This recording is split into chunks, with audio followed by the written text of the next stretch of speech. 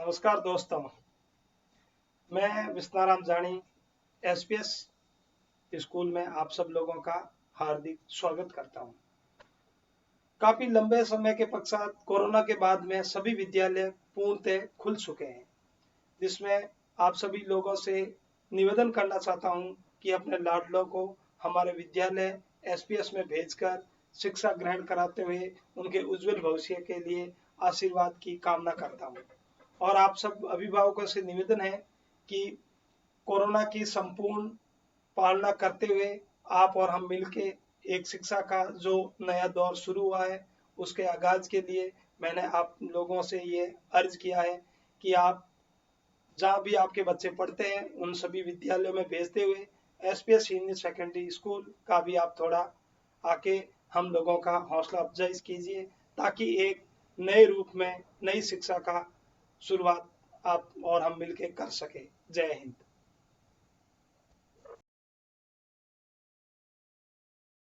देखो दीपक, मेरे पास क्या है। मेरे पास एक टॉर्च है।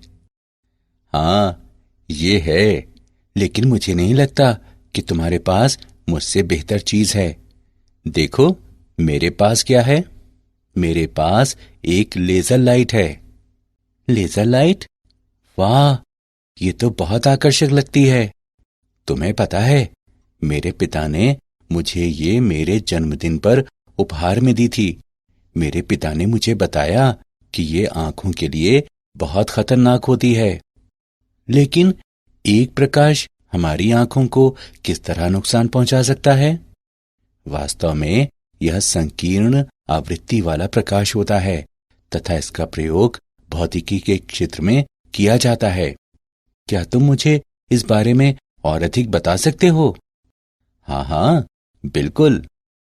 बच्चों, इस पाठ में आप विकिरण तथा द्रव्य की द्वैत प्रकृति के बारे में सीखेंगे। उद्देश्य: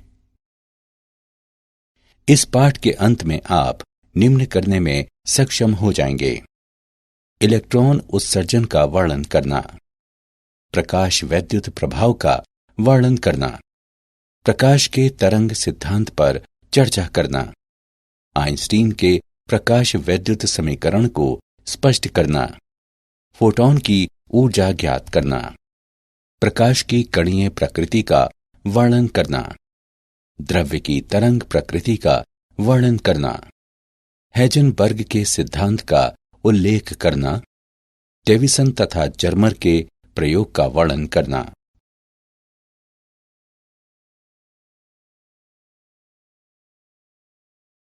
इलेक्ट्रॉन उत्सर्जन।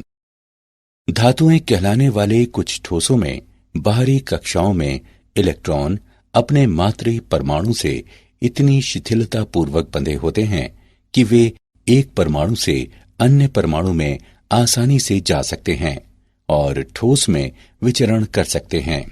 ये इलेक्ट्रॉन मुक्त इलेक्ट्रॉन कहलाते हैं, क्योंकि ये ठोस के अंदर स्वतंत्र होते हैं। हालांकि ये अपने आप ठोस से बाहर नहीं निकल सकते। ये मुक्त इलेक्ट्रॉन धातु पृष्ठ के भीतर आयनों के आकर्षण और पृष्ठ बलों द्वारा रोक कर रखे जाते हैं। अतः इलेक्ट्रॉनों को धातु पृष्ठ से बाहर निकालने के लिए एक निश्चित न्यूनतम ऊर्जा की आवश्यकता होती है। इलेक्ट्रॉन को धातु पृष्ठ से बाहर उत्सर्जित कराने के लिए आवश्यक ऊर्जा की न्यूनतम मात्रा धातु का कार्यफलन φ0 कहलाती है। धातु पृष्ठ से इलेक्ट्रॉन उत्सर्जन के लिए आवश्यक ये न्यूनतम ऊर्जा कार्यफलन धातु में निम्न में से किसी तरीके से आपूर्ति की जा सकती है: क्षेत्र उत्सर्जन। प्रबल विद्युत क्षेत्र लगाने से इलेक्ट्रॉनों को धातु पृष्ठ से बाहर निकाला जा सकता है। तापायनिक उत्सर्जन। धातु को गर्म करने पर मुक्त इलेक्ट्रॉनों द्वारा पर्याप्त तापीय ऊर्जा प्राप्त की जाती है, जिससे वे धातु पृष्ठ के आकर्षण बल से मुक्त हो जाते हैं। प्रकाश विद्युत उत्सर्जन। प्रकाश के रूप में ऊर्जा की आपूर्ति किए जाने पर भी धातु से मुक्त इलेक्ट्रॉन निकाले जा सकते हैं।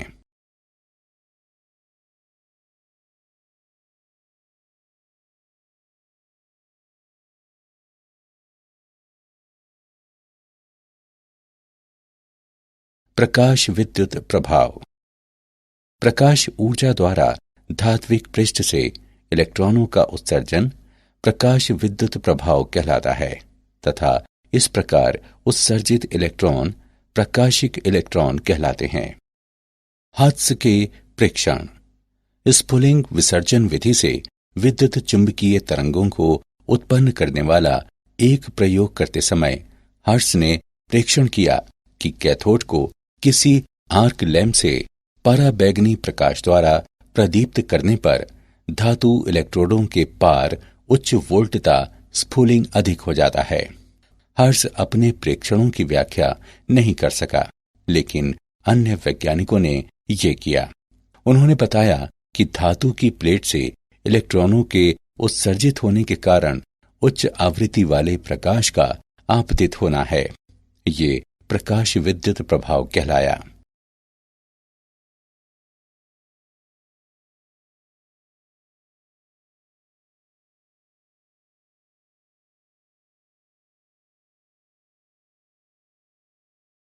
हॉल-वॉक्स तथा लिनार्ड के प्रेक्षण। फिलिप लिनार्ड ने अवलेखित किया कि जब दो धातु प्लेटें, जो इलेक्ट्रोड कहलाती हैं, उससे घिरी एक निर्वातित कांच की नली में उत्सर्जक पट्टिका पर पराबैंगनी विकिरण आपतित किया जाता है तो परिपथ में धारा प्रवाहित होती है। इन प्रेक्षणों ने इंगित किया कि जब उत्सर्जक पट्टिका पर पराबैंगनी विकिरण आपतित होता है तो इससे इलेक्ट्रॉन बाहर निकलते हैं जो एनोड पट्टिका की ओर आकर्षित होते हैं। निर्वातित कांच नलिका से इलेक्ट्रॉन प्रवाह परिपथ पूर्ण कर देता है और परिपथ में धारा प्रवाहित होने लगती है। तब लिनार्ड और हॉल-वॉक्स ने एक जिंक पट्टिका तथा एक विद्युत दर्शी लेकर इस बारे में आगे और प्रयोग किए। जिंक पट्टिका को एक विद्युत दर्शी से जोड़ा गया। उन्होंने ये प्रेक्षित किया, जब एक अनावेशित जिंक पट्टिका को पराबैंगनी प्रकाश से किरणित कराया जाता है तो जिंक पट्टिका में धनावेश उत्पन्न हो जाता है। जब एक धनावेशित जिंक पट्टिका को पराबैंगनी प्रकाश से किरणित कराया जाता है तो पट्टिका का धनावेश बढ़ जाता है। जब एक ऋणावेशित जिंक पट्टिका को पराबैंगनी प्रकाश से किरणित कराया जाता है तो जिंक पट्टिका का आवेश समाप्त हो जाता है। इन सभी प्रेक्षणों से पता चला कि जब पराबैंगनी प्रकाश जिंक पट्टिका पर आपतित होता है तो ऋणावेशित कण अर्थात इलेक्ट्रॉन उत्सर्जित होते हैं।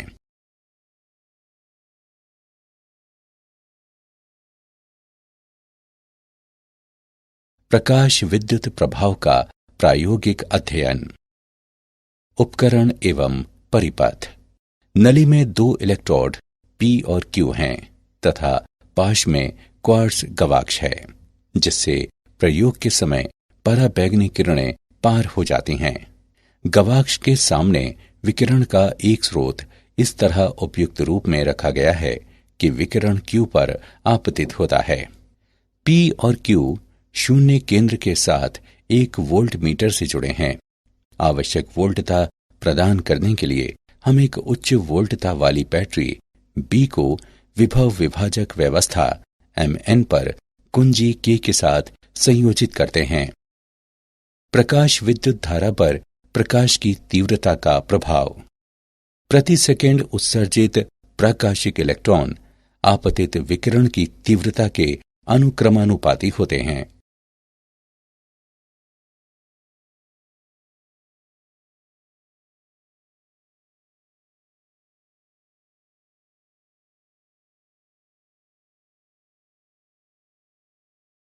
प्रकाश विद्युत धारा पर विभव का प्रभाव।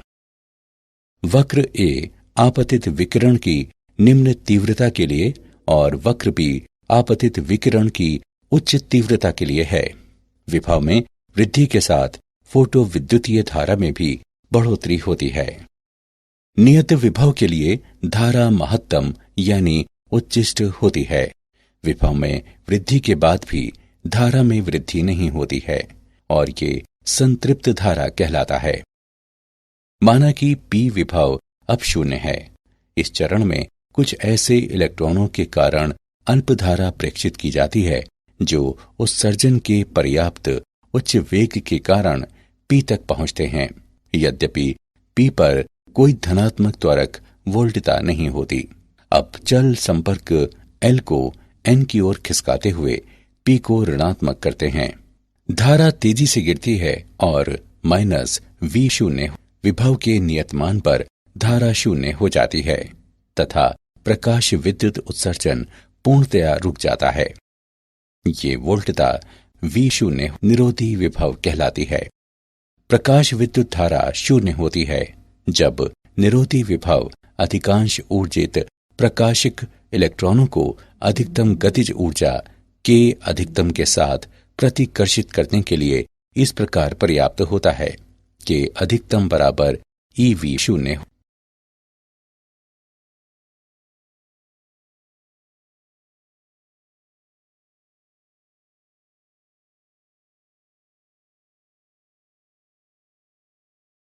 निरोधी विभव पर आपतित विकिरण की आवृत्ति का प्रभाव। प्रकाश विद्युत धारा आवृत्ति में परिवर्तन से अप्रभावित रहती है, जबकि निरोधी विभव आपतित प्रकाश की आवृत्ति में बढ़ोतरी होने के साथ बढ़ जाता है।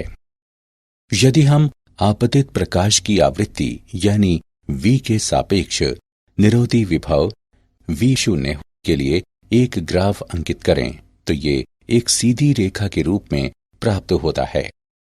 यदि आवृत्ति निरंतर घटती रहे तो एक निश्चित आवृत्ति पर निरोधी विभव शून्य हो जाता है। ये आवृत्ति देहली आवृत्ति कहलाती है। अतः देहली आवृत्ति आपतित प्रकाश की वो न्यूनतम आवृत्ति है जिस पर निरोधी विभव या उत्सर्जित इलेक्ट्रॉनों की अधिकतम गतिज ऊर्जा शून्य हो जाती है।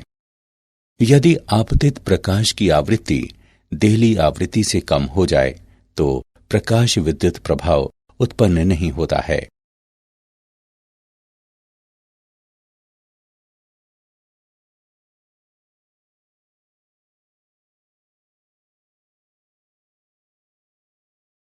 प्रकाश विद्युत प्रभाव तथा प्रकाश का तरंग सिद्धांत। तरंग सिद्धांत के अनुसार प्रकाशिक इलेक्ट्रॉनों की गतिज ऊर्जा आपतित प्रकाश की तीव्रता पर ही निर्भर होनी चाहिए, लेकिन प्रायोगिक प्रेक्षणों के अनुसार प्रकाशिक इलेक्ट्रॉनों की गतिज ऊर्जा आपतित प्रकाश की तीव्रता पर निर्भर नहीं होती। तरंग सिद्धांत के अनुसार किसी भी आवृत्ति का प्रकाश की पर्याप्त तीव्रता होने पर धात्विक पृष्ठ से इलेक्ट्रॉन उत्सर्जित कर सकता है, लेकिन प्रायोगिक प्रेक्षणों के अनुसार देहली आवृत्ति से कम आवृत्ति का प्रकाश इलेक्ट्रॉनों को उत्सर्जित नहीं करा सकता, आपतित प्रकाश की आवृत्ति चाहे जो भी हो। तरंग सिद्धांत के अनुसार प्रकाश तरंगों द्वारा स्थानांतरित ऊर्जा किसी विशेष इलेक्ट्रॉन में नहीं जाती, बल्कि ये एक समान वितरित होती है, जिससे इलेक्ट्रॉनों के उत्सर्जन में कुछ समय लगता है। लेकिन प्रायोगिक प्रेक्षणों के अनुसार धातु पर प्रकाश के आपतित होने के पश्चात इलेक्ट्रॉनों का उत्सर्जन तत्क्षण ही होता है, प्रकाश की तीव्रता चाहे जो भी हो।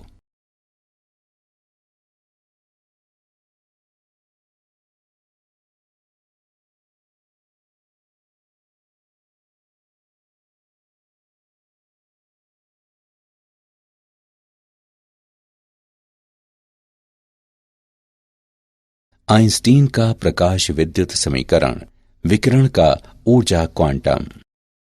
प्रकाश ऊर्जा के छोटे बंडलों के रूप में प्रसारित होता है जो क्वांटा या फोटॉन कहलाते हैं। प्रत्येक फोटॉन की ऊर्जा h न्यू होती है, जहां न्यू प्रकाश की आवृत्ति तथा h प्लांक का स्थिरांक है। h का मान 6.62 गुणे 10 की घात -34 जूल सेकेंड होता है। यदि इलेक्ट्रॉन फोटॉन से उससे अधिक मात्रा में ऊर्जा अवशोषित करता है, जितनी ऊर्जा धातु के पृष्ठ से बाहर निकल जाने के लिए आवश्यक होती है फाई 0, तो इलेक्ट्रॉन अधिकतम गतिज ऊर्जा से उत्सर्जित होता है। के अधिकतम बराबर एच न्यू माइनस फाई शून्य। यह समीकरण आइंस्टीन का प्रकाश वैद्युत समीकरण कहलाता है। महत्वपूर्ण बिंदु, धातु के पृष्ठ से इलेक्ट्रॉन के उत्सर्जन के लिए एच न्यू फाई शून्य से अधिक है। यह दर्शाता है कि कार्यफलन फाई शून्य जितना अधिक होगा, इलेक्ट्रॉन उत्सर्जित करने के लिए आवश्यक दहली आवृत्ति भी उतनी ही अधिक होगी। उपलब्ध फोटॉनों की संख्या जितनी अधिक होगी, उतनी अधिक संख्या में इलेक्ट्रॉन फोटॉनों से ऊर्जा अवशोषित करेंगे और इस तरह से धातु के पृष्ठ से उत्सर्जित होने वाले इलेक्ट्रॉनों की संख्या भी उतनी ही अधिक होगी। हम जानते हैं कि के अधिकतम बराबर ईवी शून्य और के अधिकतम बराबर एच न्यू माइनस फाई शून्य। इसलिए एच न्यू माइनस फाई शून्य बराबर ईवी शून्य, वी शून्य बराबर एच बटे ई गुणे न्यू माइनस फाई शून्य बटे ई।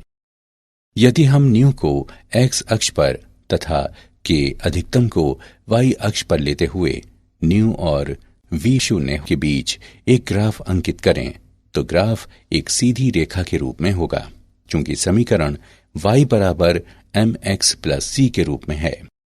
रेखा m का ढाल बराबर h बटे ई, जो कि एक सार्वत्रिक नियतांक है।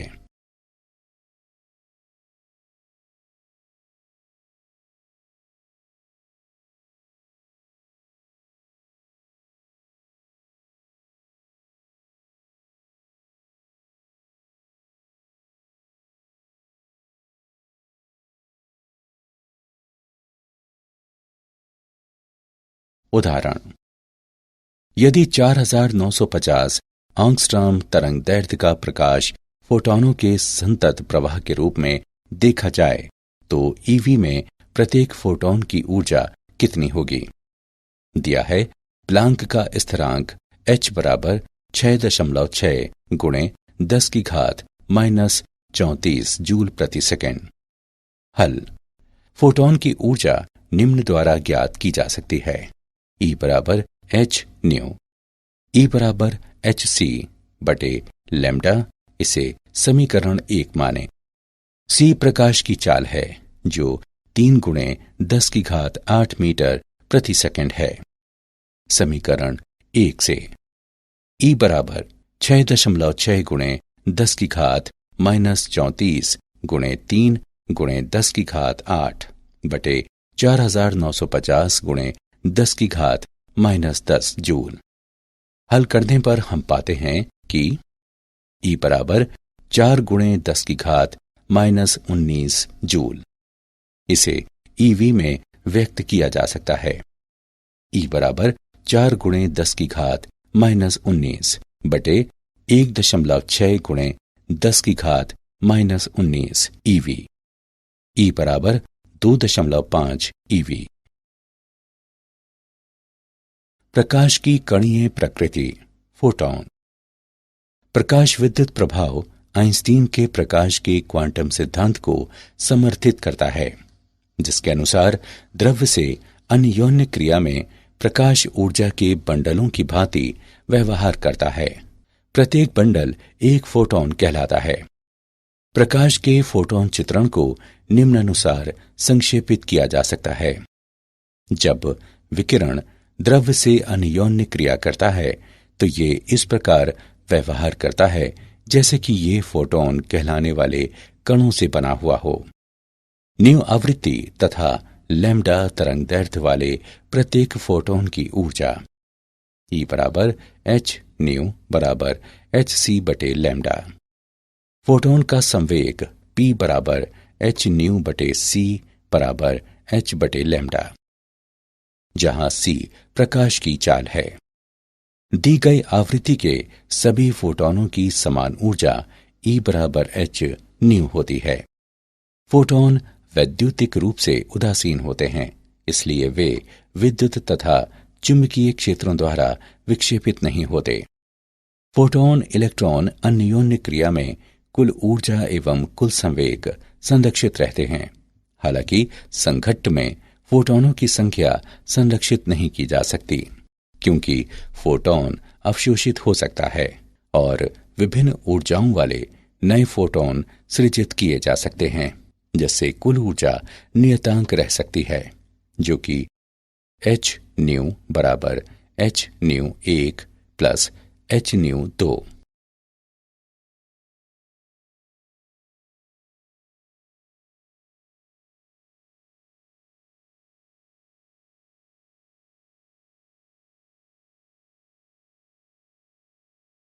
द्रव्य की तरंग प्रकृति। सन 1924 में लुईस दे ब्रॉगली ने प्रस्तावित किया कि पदार्थों के गतिमान कण तरंगों की भांति व्यवहार करते हैं तथा पदार्थों के कणों से संबद्ध तरंग दैर्ध्य को लैम्डा बराबर h/p बराबर h/mv द्वारा व्यक्त किया जा सकता है, जहां p बराबर mv गतिमान कण का रैखिक संवेग है। ये दे ब्रॉगली परिकल्पना कहलाती है। फोटॉन का संवेग है p बराबर h/लैम्डा। ये देता है तरंग दैर्ध्य लैम्डा बराबर h/p।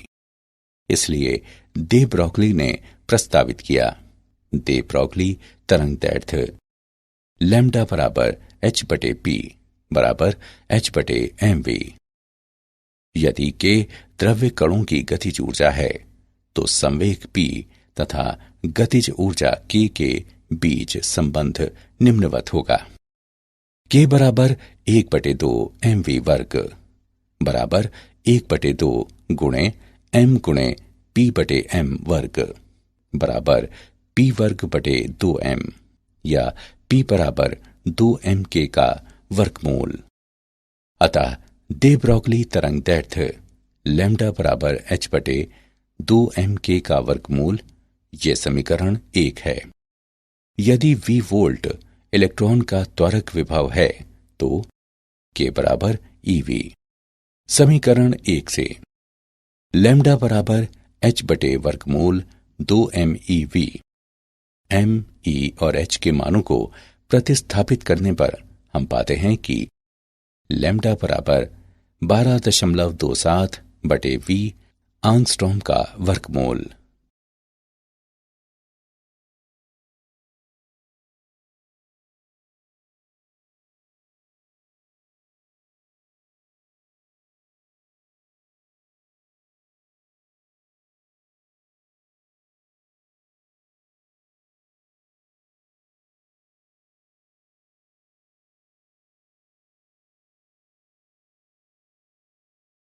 उदाहरण 5 किलोवाट विभव से त्वरित इलेक्ट्रॉनों से संबद्ध दे ब्रॉगली तरंग दैर्ध्य की गणना करें। हल दिया है V बराबर 5 किलोवोल्ट बराबर 5000 वोल्ट। नीचे दिए गए सूत्र से हम दे ब्रॉगली तरंग दैर्ध्य ज्ञात कर सकते हैं। लैम्डा बराबर 12.27 बटे V आंगस्ट्रॉम का वर्गमूल। लैम्डा बराबर 12.27 बटे 5000 आंगस्ट्रॉम का वर्गमूल बराबर 0.173 आंगस्ट्रॉम।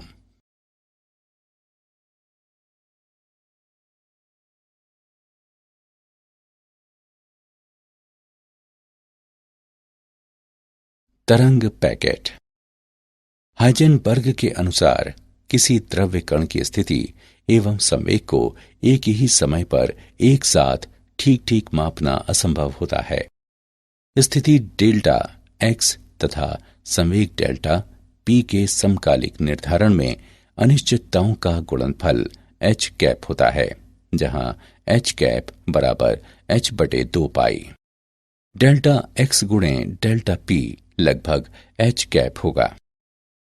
एक निश्चित तरंग दैर्ध्य की तरंग समस्त दिक् स्थान पर विस्तृत हो सकती है, लेकिन तरंग द्वारा निरूपित इलेक्ट्रॉन समस्त दिक् स्थान नहीं घेर सकता। इसलिए मैक्स बॉर्न द्वारा ये सुझाव दिया गया कि एक द्रव्य कण जैसे कि कोई इलेक्ट्रॉन एकल तरंग के समतुल्य नहीं होता, बल्कि ये तरंग पैकेट के समतुल्य होती है, जो अनेक परिवर्तनशील आवृत्तियों वाली तरंगों का अतिव्यापन होता है और परिणामतः एक निश्चित क्षेत्र प्राप्त होता है जहां तरंगें समपोषी व्यतिकरण करती हैं और इस क्षेत्र में कण के होने की प्रायिकता अधिकतम होती है। यह क्षेत्र तरंग पैकेट कहलाता है।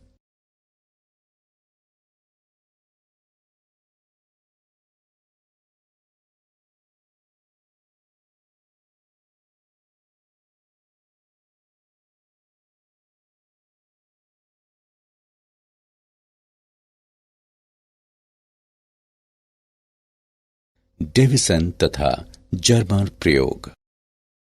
दिए गए चित्र में डेविसन तथा जर्मर के प्रयोग की प्रायोगिक व्यवस्था दर्शाई गई है। किसी उच्च वोल्टता ऊर्जा स्रोत बैटरी द्वारा उपयुक्त विभव बटे उल्टता का प्रयोग करते हुए तंतु द्वारा उत्सर्जित इलेक्ट्रॉनों को ऐच्छिक वेग तक त्वरित किया जाता है। इन्हें एक बेलन जिसमें अक्ष के समांतर महीन छिद्र होते हैं उससे पारित करके एक पतले किरण पुंज के रूप में समांतरित कर लिया जाता है। इस पुंज को निकिल क्रिस्टल के पृष्ठ पर डाला जाता है जो लक्ष्य टी कहलाता है, जो आपतित पुंज दिशा के समांतर एक अक्ष पर घूम सकता है। क्रिस्टल के परमाणुओं द्वारा इलेक्ट्रॉन सभी दिशाओं में प्रकीर्णित होते हैं। किसी दिशा विशेष में प्रकीर्णित इलेक्ट्रॉन पुंज की तीव्रता को फैराडे सिलेंडर से मापा जाता है जो संग्राहक सी कहलाता है। संग्राहक को वृत्ताकार मापनी एस पर घुमाया जा सकता है और ये सुग्राही गैल्वेनोमीटर से जुड़ा रहता है। गैल्वेनोमीटर में विक्षेप संग्राहक में प्रवेश करने वाले प्रकीर्णित इलेक्ट्रॉन पुंज की तीव्रता के अनुक्रमानुपाती होता है। प्रकीर्णित पुंज की तीव्रता का प्रकीर्णन कोण थीटा के साथ परिवर्तन को विविध इलेक्ट्रॉन ऊर्जाओं के लिए मापा जाता है। दे ब्रॉगली संबंध से 54 ईवी इलेक्ट्रॉनों से संबद्ध दे ब्रॉगली तरंग दैर्ध्य भी निर्धारित किया जा सकता है। इसके लिए इलेक्ट्रॉनों को 54V के विभवांतर से त्वरित कराया जाता है। लैम्डा बराबर h बटे पी बराबर 1.227 बटे V नैनोमीटर का वर्गमूल बराबर 1.227 बटे 54 नैनोमीटर का वर्गमूल बराबर 0.166 नैनोमीटर। इस प्रकार डेविसन जर्मर प्रयोग द्रव्य कणों की तरंग प्रकृति के बारे में दे ब्रॉगली की परिकल्पना का प्रत्यक्ष सत्यापन करता है।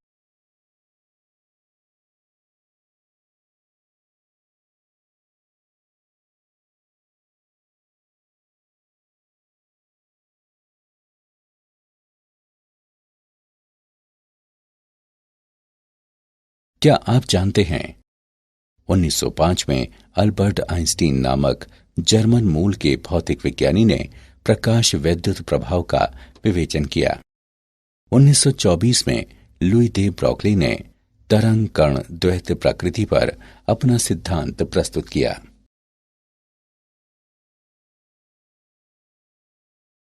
सारांश। आइए हमने जो कुछ सीखा है उसे संक्षेप में दोहराएं।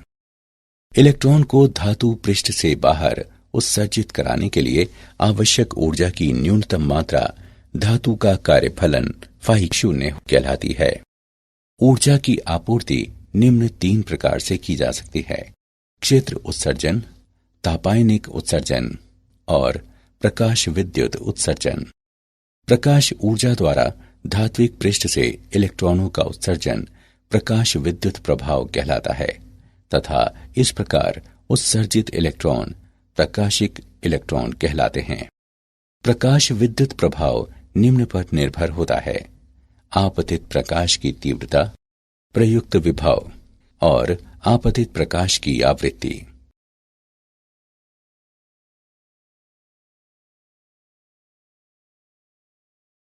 आइंस्टीन का प्रकाश विद्युत समीकरण K अधिकतम बराबर h न्यू माइनस फाई 0, जहां K अधिकतम गतिज ऊर्जा है, न्यू प्रकाश की आवृत्ति है, पाई शून्य धात्विक पृष्ठ का कार्यफलन है।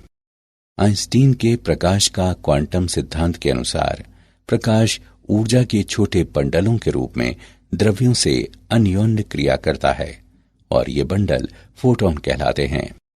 न्यू आवृत्ति तथा लैम्डा तरंग दैर्ध्य के प्रत्येक फोटोन की ऊर्जा E बराबर h न्यू। दे ब्रॉगली तरंग दैर्ध्य लैम्डा बराबर h बटे 2m_k का वर्गमूल, जहां k द्रव्य कणों की गतिज ऊर्जा है। हाइजेनबर्ग के अनुसार किसी द्रव्य कण की स्थिति एवं संवेग को एक ही समय पर एक साथ ठीक ठीक मापना असंभव होता है। डेविसन जर्मर प्रयोग द्रव्य कणों की तरंग प्रकृति के बारे में दे ब्रॉगली की परिकल्पना का प्रत्यक्ष सत्यापन करता है।